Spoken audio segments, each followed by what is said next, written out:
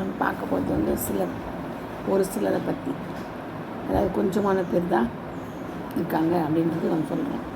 சிலர் அவர் மகிமையை காண செய்ததும், கெத்செமனையில் அழைத்து சென்று அவருடைய ஜெப போராட்டத்தை காண செய்ததும் 3 பேருக்கு கிடைத்த ஸ்லாக்கியமே. ஒரு சில 3 பேர் தான். Mark 9:27, mark 9:2-7. அதே மாதிரி 14:32 33 42 வரைக்கும் அழைக்கப்பட்டுள்ள அநேகர், தெரிந்து கொள்ளப்பட்டுள்ள சிலர் என்றார். மத்தேயு 20:16-22 14. 2 பேதுரு 1:10. அடுத்தது பாருங்கள், இது கடினமான உபதேசம் என சொல்லி அநேகர் பின்மாறி போன போது கர்த்தரோடு சேர்ந்து நின்றவர்கள் 12 பேர் மட்டுமே. 12 பேர் மட்டும்தான் நிற்கிறாங்க. யோவான் 6:60-66-67. அடுத்தது, தெரிந்து கொள்ளப்பட்ட இஸ்ரவேல் வாலிபர்களில் தங்களை தீட்டுப்படுத்தாமல் என்ற வாலிபர்கள் 4 பேர் மட்டுமே. 4 பேர், அதாவது ஒரு சிலர் தான், அதிகமான பேரே கிடையாது. பாருங்கள், தானியேல் 1:8 சொல்லப்பட்டிருக்குது.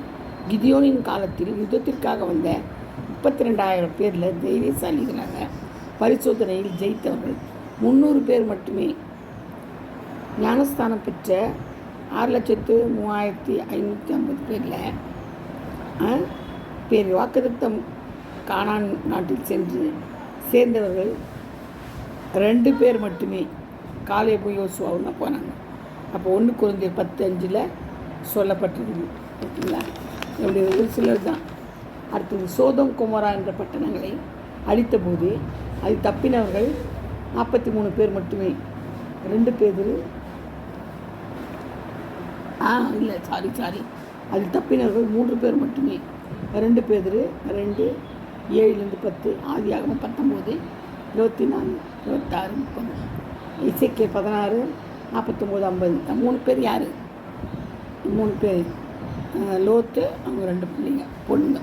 இதில் 3 பேர் தான். சாரி, நான் 30 பேர்னு சொன்னேன், தவறாக சொல்லிட்டேன். 3 பேர் மட்டுமே. அடுத்தது, நோவாவின் காலத்தில் துன்மார்க்கமாய் ஜீவித்து மனம் திரும்பாததினால் அழிக்கப்பட்ட போது பேழையில் பிரவேசித்து ரட்சிக்கப்பட்டவர்கள் 8 பேர் மட்டுமே. இவ்வளோ பேர் இருந்து கூட 8 பேர் தான் ரட்சிக்கப்பட்டிருக்காங்க. 1 பேர் 3:20. கர்த்தர் தாமே இந்த வார்த்தைகளை ஆசீர்வதிப்பாராக.